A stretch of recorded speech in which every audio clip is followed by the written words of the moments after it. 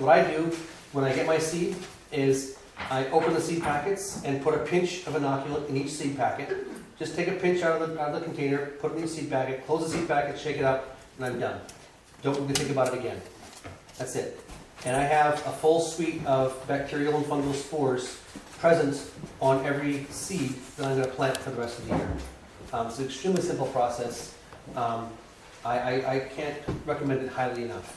Packages have expiration dates on them. They have expiration date of a year on most, like I buy them from John. Right. Is that just a commercial play? If they're actually spores, they should be viable for 10,000 years. I mean, if they are actually spores, which is what they say they are, then there's no reason they should be expiring. The packets you get from Johnny's are probably bean and pea inoculants, which is going to be 2 species of nitrogen fixers for 1 family of plants. I'm talking about 40 or 50 different species of bacteria and fungi that have a suite of different functional capacities. Nitrogen fixation, phosphorus solubilizing, copper solubilizing, et cetera, et cetera, et cetera. So, yeah, people are familiar with the bean and pea inoculants that are used for legumes. That's that exact same process, except you want a much broader suite of both bacterial and fungal species that have all these different functional capacities. When I have a little mix of goodies that I water into the hole when I transplant my seedlings, and it's always in that mix also.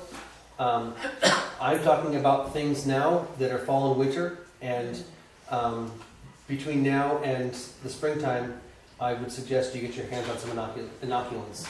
And most people buy their seeds, December, January, February when the seed catalogs come in.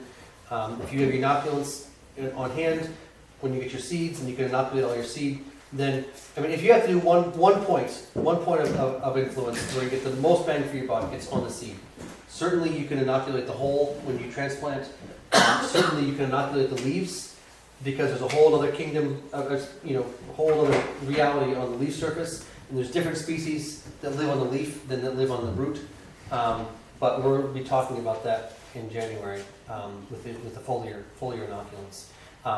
And what I'm referring to now is something you can purchase. You can certainly also go out and harvest and make your own inoculants from the local ecosystem. I plan on talking about that as well in January. But if you're curious, you can look it up. Indigenous microorganisms is one of the keywords you can type in. IMOs, indigenous microorganisms. Basically, you just go out into the environment and try to hit as many different microclimates as possible, and you want to be harvesting either the soil around healthy plants for the soil inoculants or the leaves off of healthy plants for the leaf inoculants.